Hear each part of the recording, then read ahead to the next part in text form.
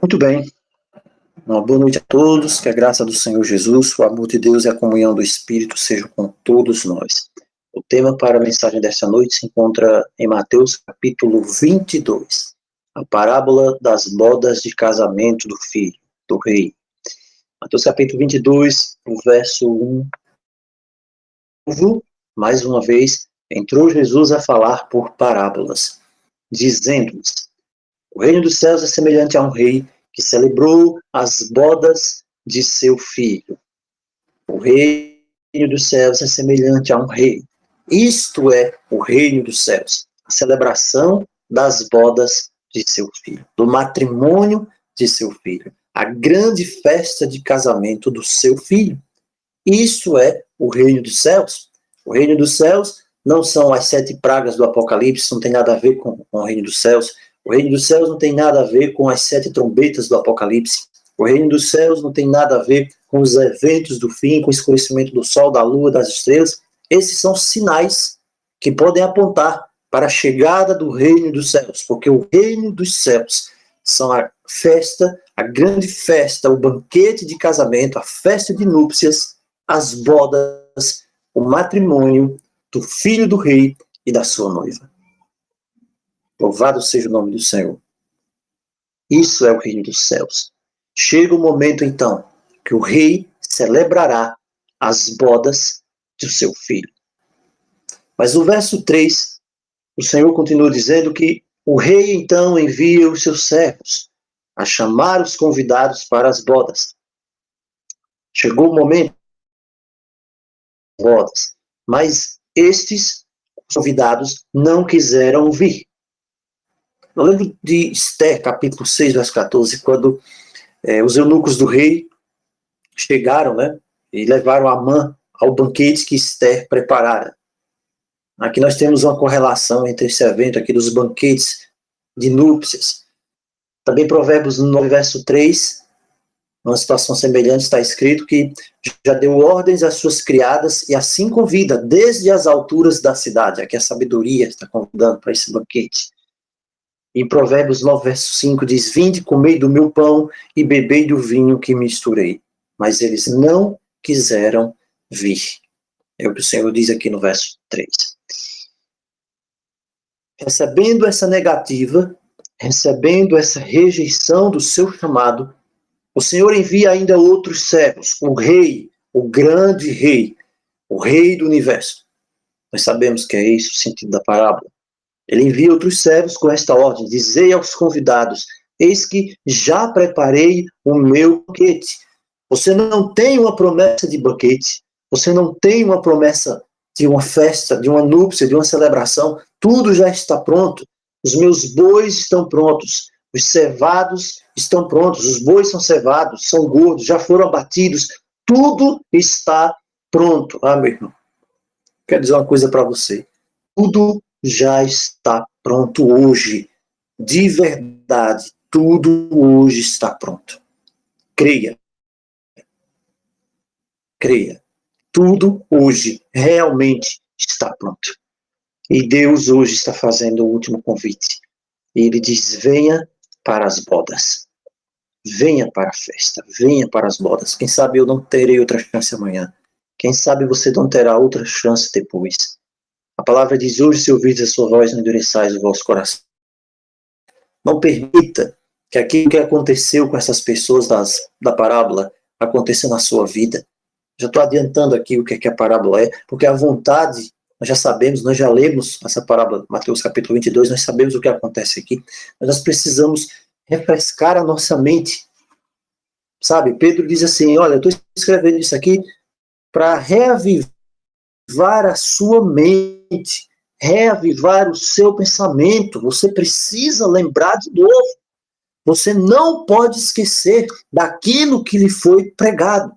Você não pode esquecer daquilo que foi dito. Você não pode esquecer daquilo que você creu no princípio. Porque a palavra de salvação só vai se tornar salvação, realidade na sua vida, se você reter.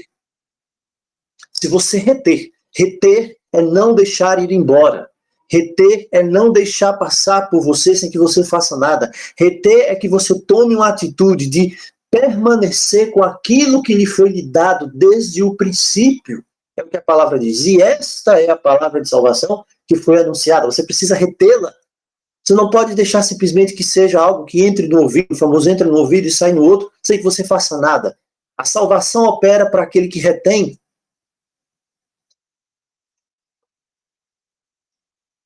Dizer, já preparei o meu banquete.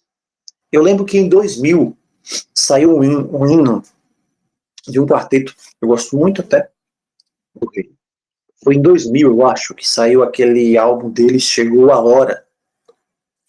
E agora veio na minha mente a letra desse louvor, onde diz assim, né, que você já ouviu, é maravilhosa essa letra, porque diz, você já ouviu muitas e muitas vezes sobre a volta de Jesus. Nossa, não, são 2000 anos. 2000 anos não são 2000 dias.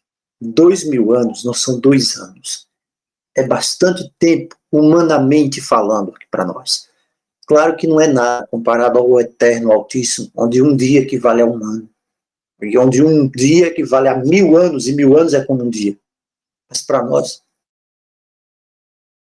às vezes, sobre a volta de Jesus, e os dias vão passando, foram passando, os meses, os anos, e Cristo não apareceu.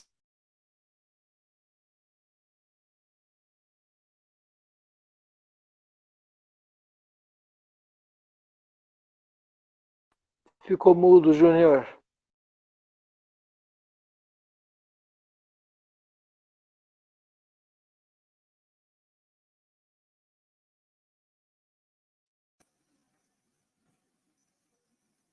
Voltou?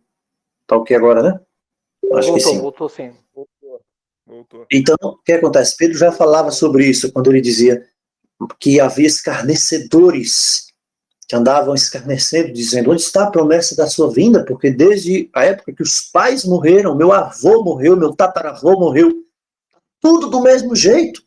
E as pessoas criaram até um ditado por aqui, bem simples, não sei, mas deve existir também em qualquer lugar do Brasil, que quem se acaba são as pessoas, o mundo nunca acaba. Ou seja, o mundo não vai mudar nunca, parece. É isso que eles querem dizer. Mas então, a música lá dos Arautos do Rei dizia assim, os dias vão passando, meses e anos vêm e vão.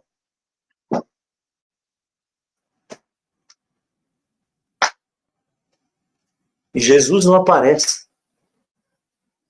E aí você vê agora os sinais se cumprindo, a precisão desses sinais. Caiu o meu mouse. E onde está a nossa fé? Às vezes nós tememos os sinais dos eventos. Mas está chegando o dia, diz lá no louvor, que Deus se erguerá do seu trono de justiça. Então ele dirá ao seu filho, filho, vai. Chegou a hora. A letra é maravilhosa. Diz, filho, vai, não demore mais, sem mais demora. Vá buscar os meus amados e traga de volta aqueles por quem você morreu. E a letra continua, filho, basta. Está provado, o mal não preste. Aí diz, chega de esperar. A saudade dói demais. Eu lembro daquela passagem que o Senhor Jesus disse, já não beberei mais convosco o fruto da vide até aquele dia em que beba novo, beba outra vez no reino do meu Pai. A irmã Adriana, uns dias atrás, teve um sonho maravilhoso em que ela via os céus e ela via uma grande mesa nos céus e ela via lá cálices. Eu acho que, não sei, não estou lembrado agora se tinha o pão também, eu não sei, 2 pessoas ali, mas está chegando o momento, irmãos, de nós participarmos dessa grande ceia ao lado do nosso Senhor Jesus. Está chegando o momento. O momento está chegando. E aí o hino continua dizendo, eu já preparei a casa, porque lá em João 14, ele diz, eu vou preparar-vos lugar. E quando eu for e vos preparar lugar, virei outra vez e vos receberei para mim mesmo. O que está lá, a promessa, em João capítulo 14. Para que onde eu estiver, estejais vós também. Maravilha. Que promessa. Sabe, irmãos, o Senhor Jesus, ele cumpre as suas promessas. Será que existe alguém que não está conseguindo olhar ao seu redor e ver as coisas que estão acontecendo? O mundo está entrando em parafuso. As coisas estão sendo levadas para um grande ponto de ebulição. Quando esse ponto de ebulição chegar, ele irá então explodir. Ele vai explodir. Apenas aqueles que estiverem debaixo da graça divina do Pai Celestial serão guardados debaixo da sombra do Onipotente. Está chegando esse momento. Está muito próximo esse momento. E o hino diz, já preparei a casa, já preparei a mesa. E aí o pai diz, filho, me traga de volta quem criei, quem perdi.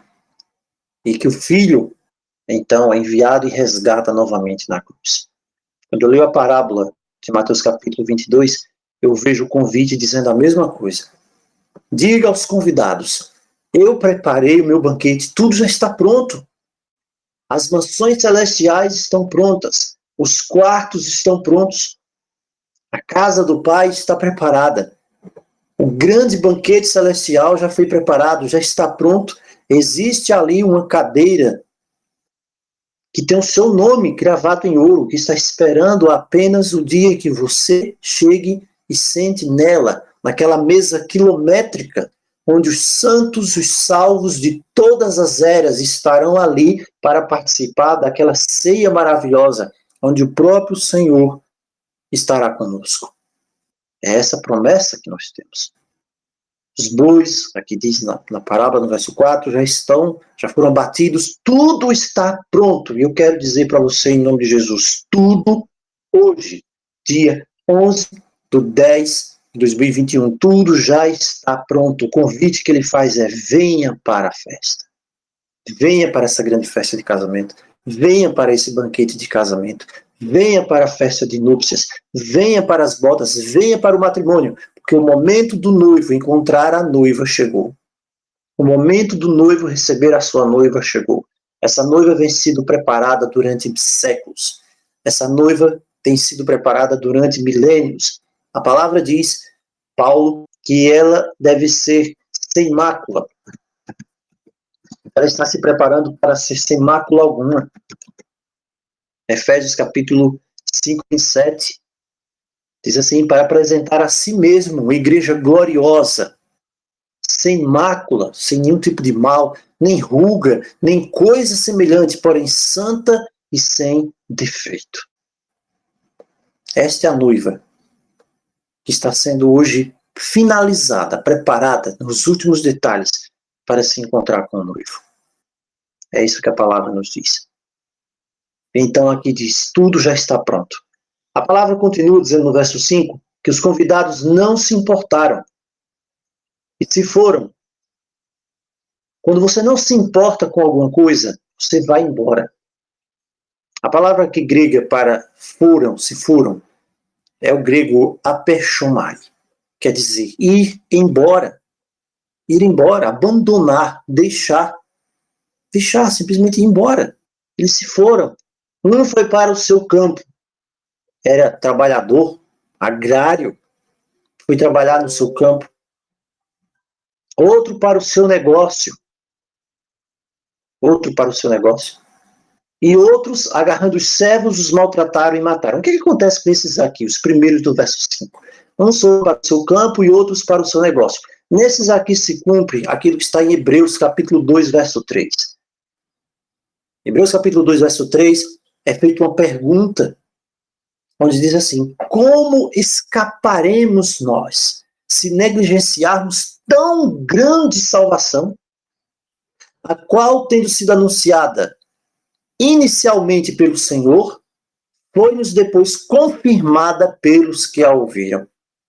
Como eu escaparia? Como você hoje escaparia se a par de um conhecimento tão profundo de verdades espirituais da palavra, onde o próprio Senhor, através do Consolador, do seu Espírito, escolheu você para aproximar-se dele em tão grandiosa profundidade, intimidade? Como alguém poderia escapar? Que pecado em negligenciar tão grande salvação? Mas é exatamente isso aqui no verso 5 que aconteceu. As pessoas não se importaram. Os primeiros que foram dirigidos, hoje também tem pessoas que são dirigidas à palavra, o convite de salvação, não se importam. Não se importam. É descuidado. É negligente. Brinca com o precioso sangue que foi derramado lá na cruz do Calvário em seu favor. É descuidado, é negligente. A palavra diz que isso é não se importar e seguir outro rumo. Aquele que não se importa, aquele que é descuidado, aquele que segue outro rumo, aquele que se foi, quando ele quiser voltar, ele não encontrará mais o caminho de volta. Ele não encontrará o caminho de volta. Aquele que levar as coisas da palavra de forma fútil, dizendo, eu faço amanhã, eu resolvo isso amanhã, eu resolvo isso depois, pode não encontrar o caminho da salvação aberto. A igreja de Filadélfia, a mensagem é: veja, eis que eu tenho colocado diante de você uma porta aberta, mas também preste atenção, eu sou aquele que abre e ninguém fecha. Eu sou aquele que fecha também e ninguém abre. Assim disse o Senhor Jesus. Aqui diz no verso 5 que eles não se importaram e se foram, um para o seu campo, outro para o seu negócio. É mais importante do que a festa de casamento, o campo, o negócio. É mais importante do que se preparar para o grande banquete. Essas pessoas não tinham a alegria de participar do encontro do noivo com a noiva. O coração deles não estava preparado para isso. Então eles vão para o seu campo, porque ali está o coração. Onde estiver o seu tesouro, está o seu coração. Vão para o seu... E as coisas celestiais são deixadas de lado. E o verso 6 diz que outros, agarrando os servos, os maltrataram e mataram. Além de não querer fazer parte do reino, além de não querer participar da festa, do grande banquete, eles também não suportavam aqueles que faziam o convite. É isso que o mundo hoje está experimentando, está fazendo. E isso aqui é uma constante. Mateus 21, mais uma vez, no verso 35, Cristo fala, outra parábola. E os lavradores, a parábola da vinha dos lavradores. Os lavradores, agarrando os servos, espancaram a um, mataram a outro e a outro apedrejaram. Também Lucas 18:32 fala do Messias, ele seria entregue aos gentios, escarnecido, ultrajado e cuspido. O mundo não quer saber de Deus. O mundo diz que não precisa de Deus e por isso o mundo vai colher todos os frutos do seu pecaminoso proceder. Tudo irá recair sobre a cabeça pecaminosa da humanidade. É isso que a palavra apresenta. A escolha que é feita dia a dia. Qual é a sua escolha?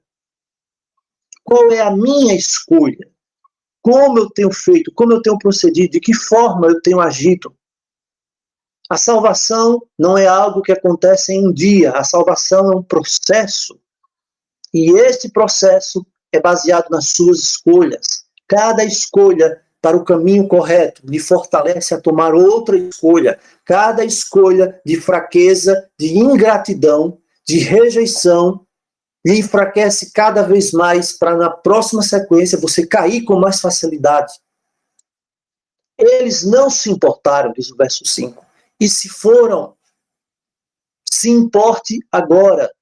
Fale com seus parentes, fale com a sua mãe, fale com seu pai, fale com seus irmãos. O tempo é este. Hoje, se ouvides a sua voz, não endireçais o vosso coração, porque vai chegar um momento que você vai ter de fazer uma escolha. Você verá o mundo caindo ao seu redor. Esta geração verá.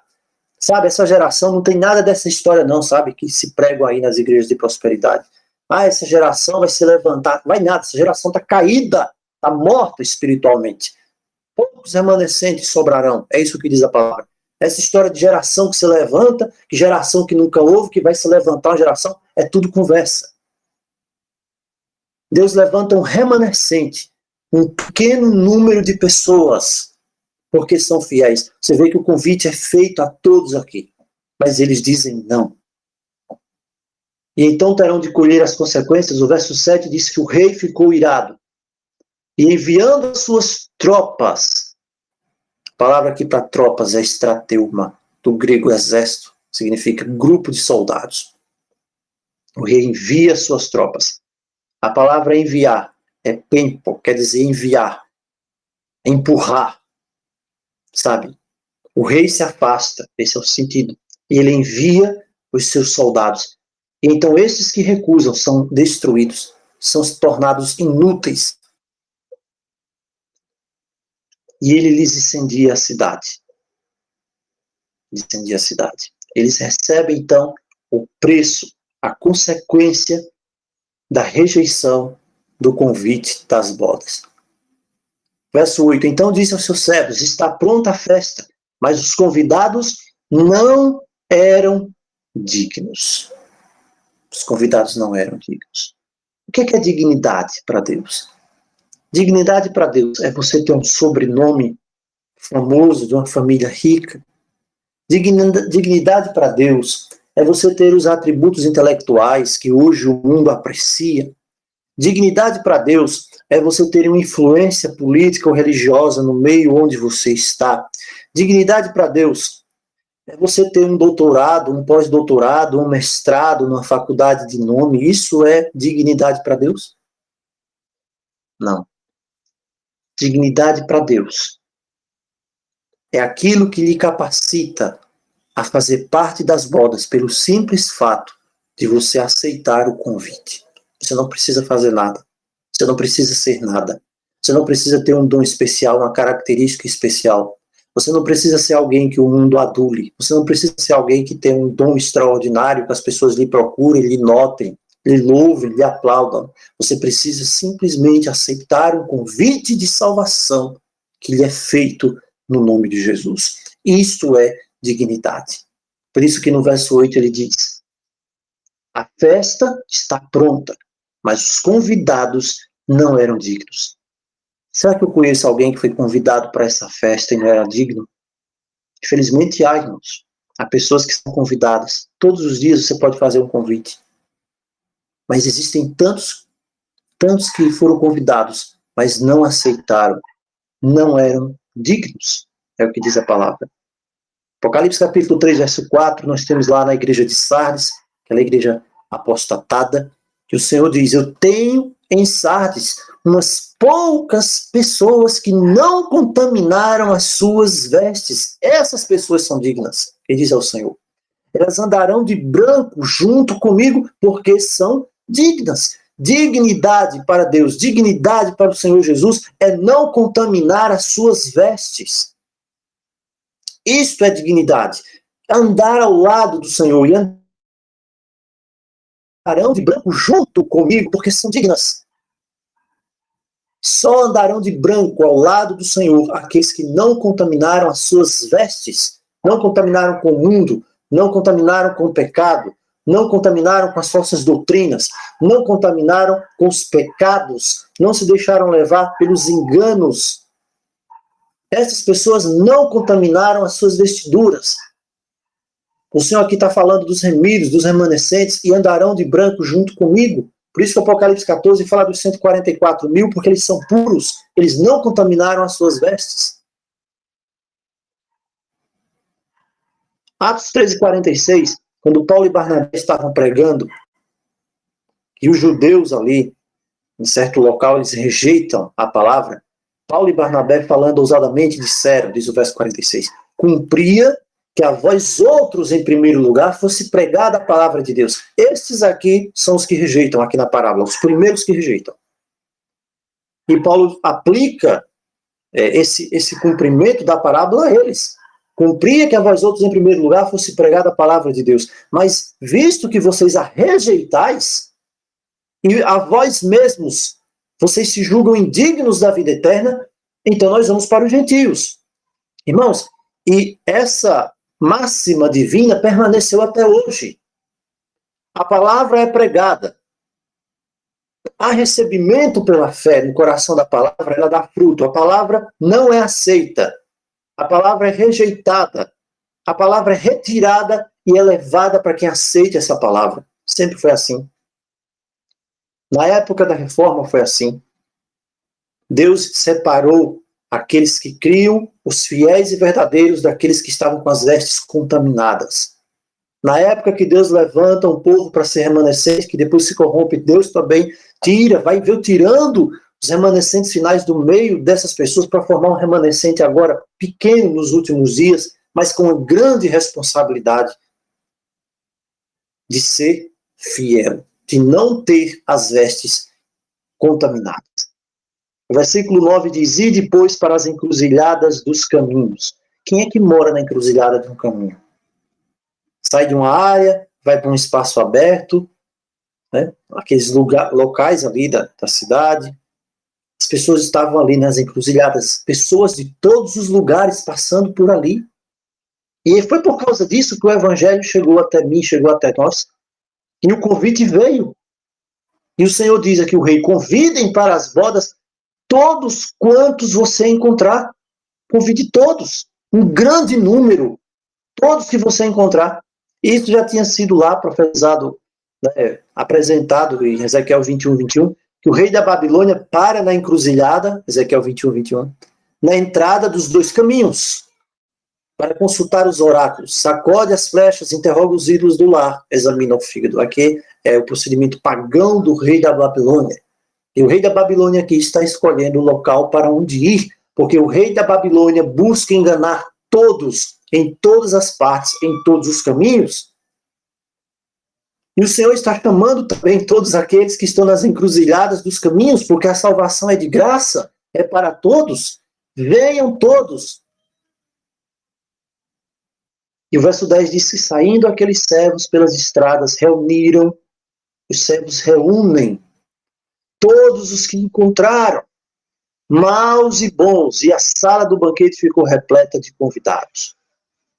O verso 10 tem uma coisa subentendida aqui.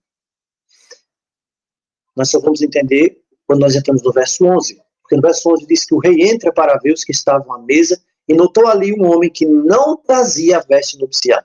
Todos foram chamados, mas todos deveriam deixar a velha vestimenta, a vestimenta contaminada, e receber uma nova vestimenta para poder permanecer ali. O convite é feito ao ladrão, ao assassino, ao bandido, ao vil, ao psicopata, ao serial killer, ao genocida, não importa quem seja, ao viciado, não importa quem seja, o convite é feito. Venham para as bodas. Quando essas pessoas então aceitam o convite para permanecer na presença do rei, para permanecer na cerimônia da festa de casamento, eles precisam deixar a veste antiga, a antiga vestimenta fora, e receber a nova vestimenta que só pode ser dada pelo rei. O verso 11 não quer dizer que alguém sem essa veste nupcial irá estar ali. Pelo contrário, fala da impossibilidade de alguém permanecer ali quando o momento do casamento, da núpcia real acontecer. Amigo, irmão, eu não sei aonde esse áudio vai. Não sei quantas pessoas ouvirão esse áudio. Esses dias eu fiquei bastante feliz, né? Eu tenho visto algumas pessoas, quando eu vou olhar lá no canal, a pessoa tem colocado um áudio daqui, que nós temos nos reunido. Esse áudio, eu não sei quantas pessoas vão ouvir esse áudio. Então, onde você estiver, quem quer que você seja, Deus está chamando você. E o convite de Deus é urgente. O convite de Deus é muito urgente. Deus está chamando. Não para que você permaneça da mesma forma que você está quando você vier, mas para que Ele possa transformar a sua vida. E lhe dar uma nova veste, lhe dar uma nova vida. Apocalipse 19, verso 8 diz que os salvos lhes foi dado vestir-se de linho finíssimo. É a vestidura branca que Cristo falou lá em Sardes. O linho incontaminado, resplandecente e puro, sem mancha, sem mácula, sem ruga, sem coisa alguma semelhante, como nós vimos. Porque o linho finíssimo são os atos de justiça dos santos, O linho finíssimo é a vida de Cristo, xerocada, transplantada, copiada e colada na vida dos santos. É o que diz Apocalipse 19, verso 8. Mais uma vez também, é o que nós vemos de importante para nós, ter a veste nupcial. O verso 12 fala do homem que não queria ter a veste nupcial. E não estava disposto a estar ali. Não estava disposto a ter um caráter mudado, um coração transformado. E então o rei pergunta, amigo, como você entrou aqui sem veste nupcial? Ninguém vai entrar no céu, irmãos, com o mesmo caráter. Esse homem então emudece. Ele emudece. Então ordenou o rei, amarrai-o de pés e mãos. Sabe por quê? Porque não havia mais o que fazer. Lance fora nas trevas. Porque aquele que não tiver a veste nupcial, o linho resplandecente e puro, não pode permanecer na presença do rei. E o verso 14 explica, porque muitos são chamados, mas poucos escolhidos. Faça o convite. Convide seus irmãos, convide seu amigo, convide seus pais. Fale a eles do plano da salvação. Mais do que nunca, o que vai determinar a sua felicidade futura é se o seu coração foi entregue ao Senhor Jesus. É isso que vai fazer a pena. Não se preocupe com as coisas que vão acontecer, porque elas vão acontecer, quer você queira, quer não. Ninguém pode impedir nada disso que vai acontecer nesse mundo. Está chegando a hora do filho retornar. Está chegando a hora dele vir buscar aqueles por quem ele morreu. Tudo está pronto. Já preparou a casa, já preparou a mesa, não tem mais nada para preparar. A pergunta é, eu já estou com as vestes de justiça? Eu aceitei as vestes de justiça? O rei olhará para mim naquele dia e dirá, como é que você entrou aqui? Você não está com as vestes de justiça? Ou ele dirá, seja bem-vindo, servo bom e fiel, entra no descanso do teu Senhor. Que Deus nos abençoe. Que seja essa meditação que fique no seu coração nesta noite, porque isso é a coisa mais importante na minha vida e para a sua vida. Em breve, irmãos, amigos, esse mundo vai passar por uma grande transformação, uma transformação inimaginável. Mas se você estiver debaixo da sombra do Onipotente, nada vai poder lhe derrubar. Quando as tempestades começarem a surgir e você começar a clamar pelo Senhor, você vai ouvir a voz dele dizendo, sou eu, não tenha medo. O Senhor te abençoe, o Senhor nos abençoe, nos guarde, nos fortaleça e possamos atender o convite celestial que nos é feito nesta noite, a todo momento, em nome de Jesus.